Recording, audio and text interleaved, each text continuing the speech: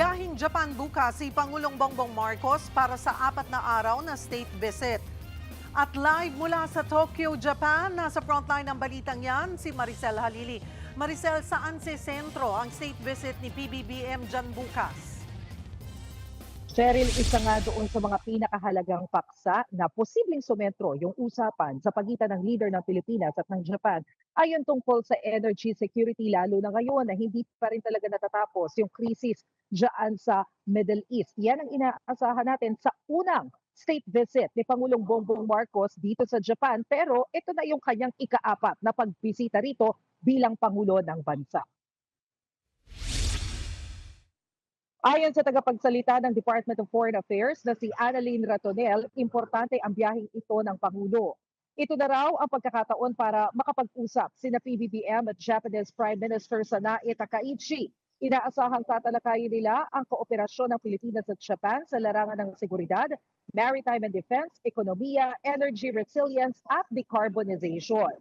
Pag-uusapan din umano ng dalawang leader ang mga isyu na makakaapekto hindi lamang sa Japan at Pilipinas kundi maging sa buong ASEAN region.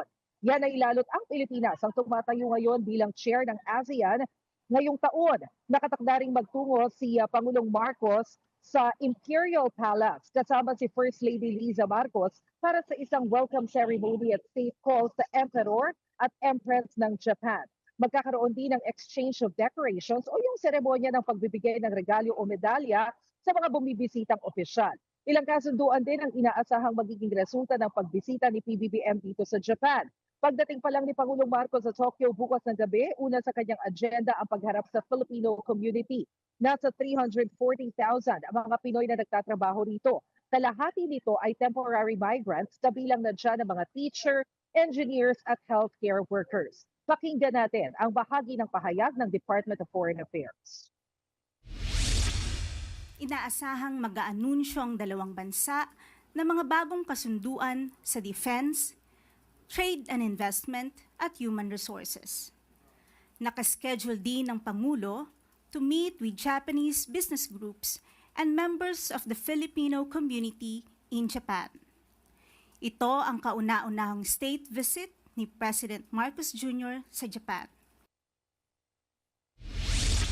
Cheryl, hindi pa malinaw sa ngayon kung sino-sino talaga yung mga government officials na bubuo doon sa Filipino delegation na kasama ni Pangulong Bongbong Marcos sa kanyang biyahe patungo dito sa Japan. Ang malinaw, bukas darating dito si Pangulong Bongbong Marcos at inaasahang babalik siya pauwi dyan sa Maynila sa darating na Biyernes. Cheryl?